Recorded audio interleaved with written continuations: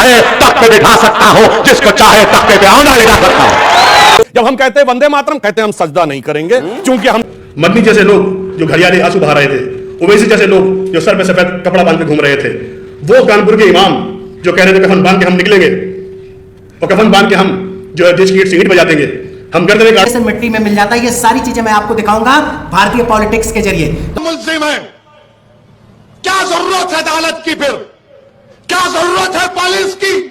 Hello दोस्तों, नमस्कार, जय हिंद, भारत माता की जय। कैसे हैं आप सभी सनातनी दोस्तों? मैं आपके सामने एक दूसरा वीडियो लेके आया हूं। चलिए इस वीडियो को देखते हैं और इस वीडियो में मैं आपको वो दिखाने जा रहा हूं, वो अहंकारित रूप दिखाने जा रहा हूं, फिर उस अहंकार का किस तरीके से जवाब दिया गया है, मैं वो सारी चीजें आपको दिखाऊंगा कि जब एक इंसान अहंकारित हो जाता है तो उसका परिणाम क्या होता है और फिर वो किस तरीके से मिट्टी में मिल जाता है। ये सारी चीजें मैं आपको दिखाऊंगा भारतीय पॉलिटिक्स के जरिए। तो आइए आपको दिखाते हैं वन बाय वन करके।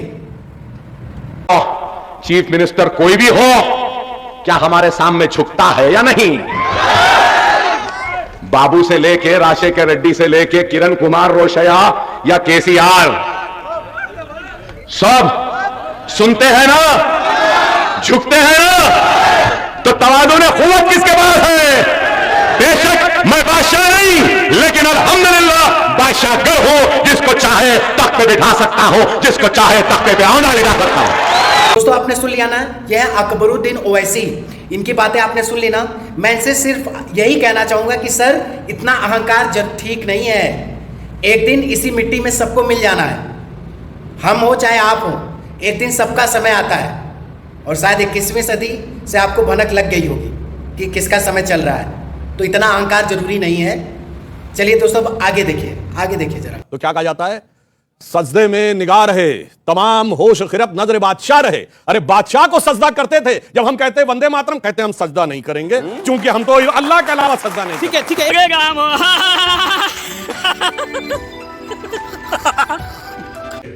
देश की भलाई तो पर्सनल बोर्ड और मदनी खाए और लाठी और डंडे और गोली आम मुसलमान खाए। अब देश में ये नहीं चलने वाला है भाई। उन दंगों को लीड करने के लिए जो तंजीमें उनको भड़का रही थी, मदनी जैसे लोग जो कह रहे थे कि हिंदू से देश छोड़ के चले जाओ, मदनी जैसे लोग जो घड़ियाली आंसू बहा रहे थे, ओवैसी जैसे लोग जो सर पे सफेद कपड़ा बांध के घूम रहे थे, वो कानपुर के इमाम जो कह रहे थे कफन बांध के हम निकलेंगे और कफन बांध के हम जो है देश की ईंट से ईंट बजा देंगे, हम गर्दनें काट देंगे और रसूल के गुस्ताखी एक ही सजा, सर तन से जुदा, वो सारे के सारे गायब हो गए और 20-20 साल के बच्चों को सड़कों पर छोड़ दिया इन्होंने, सरकार से लड़ने के लिए, पुलिस से लड़ने के लिए और सिस्टम से लड़ने के लिए। उसका नतीजा क्या हुआ? कई प्रदेशों के अंदर प्रदर्शन हुए, हिंसक प्रदर्शन हुए और सैकड़ों लोगों पर FIR दर्ज हुई और उनकी जवानी जो है जेलों में कटेगी या केस लग के कटेगी। इसका जिम्मेदार कौन है? इन आंदोलनों को न मदनी ने लीड किया, न उनके चचा ने लीड किया, न ओवैसी ने लीड किया, न जमात इस्लामी ने किया, न जमीयत अहले हदीस ने किया, न मुस्लिम पर्सनल लॉ बोर्ड के वो रहनुमा जो हर मुस्लिम मुद्दे पर रोते हैं, बताते हैं कि मुसलमान मार दिए जाएंगे, काट दिए जाएंगे और मुसलमानों का ईमान खतरे में है। ये तमाम खामोश होकर घरों में बैठ गए जाएंगे। हकीकत यह है, CA आंदोलन हो, NRC हो, अयोध्या विवाद हो, 3 तलाक हो, हर मुद्दे पर ये कौम के रहनुमा बन जाते हैं और कौम के नौजवानों को आगे करके अपने आप पीछे हट जाते हैं। तो दोस्तों आपने सुन लिया ना, ये है जमानत-ए उलेमा हिंद के चेयरमैन सुहैब कासमी। इन्होंने साफ और सुथरे शब्दों में, एकदम शुद्ध शब्दों में उस सच्चाई को बयान किया है जिस सच्चाई को समझना बहुत जरूरी है दोस्तों।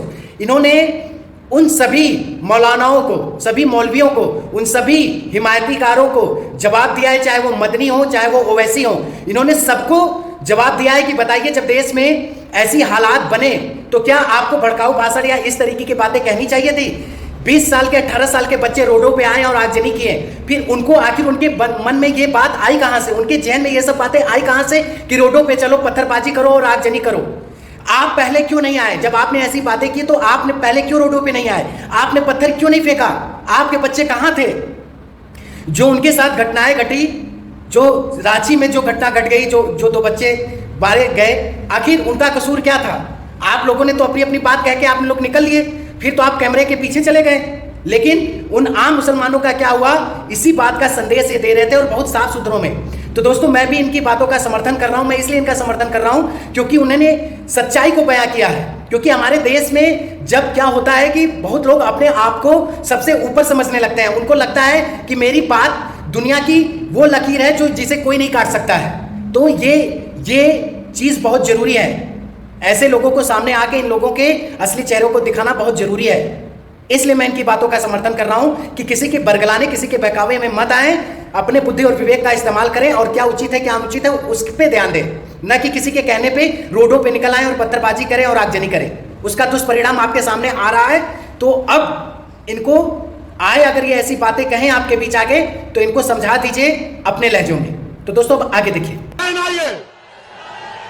क्या कभी रसूलुल्लाह का चर्चा खत्म होगा? क्या मोहम्मद सल्लल्लाहु अलैहि वसल्लम का जिक्र खत्म होगा? क्या जब तक दुनिया कायम रहेगी मोहम्मद सल्लल्लाहु अलैहि वसल्लम का नाम रहेगा, बाकी रहेगा इंशाअल्लाह ताला। मगर हम देश के प्रधानमंत्री से तुम अपनी जबान से अनाब शनाब तक के मुसलमानों से नफरत का इजहार कर रहे हो।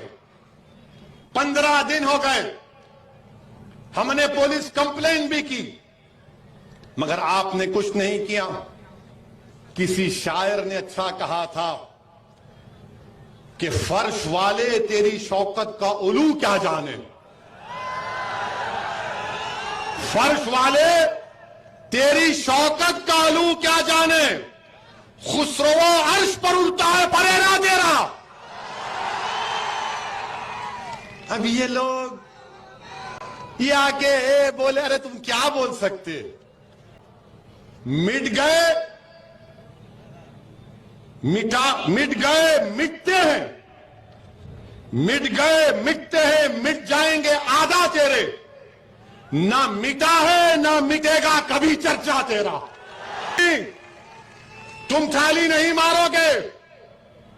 सोचो थोड़ी देर के लिए, तुम्हारा भाई था, तुम्हारा बेटा था, क्या करोगे तुम?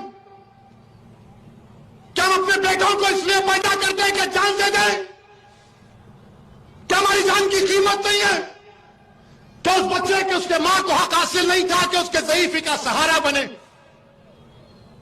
ये मेरी लड़ाई है जो आप घरों पर चला रहे हैं, एक समुदाय के घरों पर चला रहे हैं प्रधानमंत्री। देश के संविधान को आप कमजोर कर रहे हैं। ये देश चलेगा तो संविधान से चलेगा, तो फिर बंद कर दो अदालत को, ताला लगा दो अदालत को,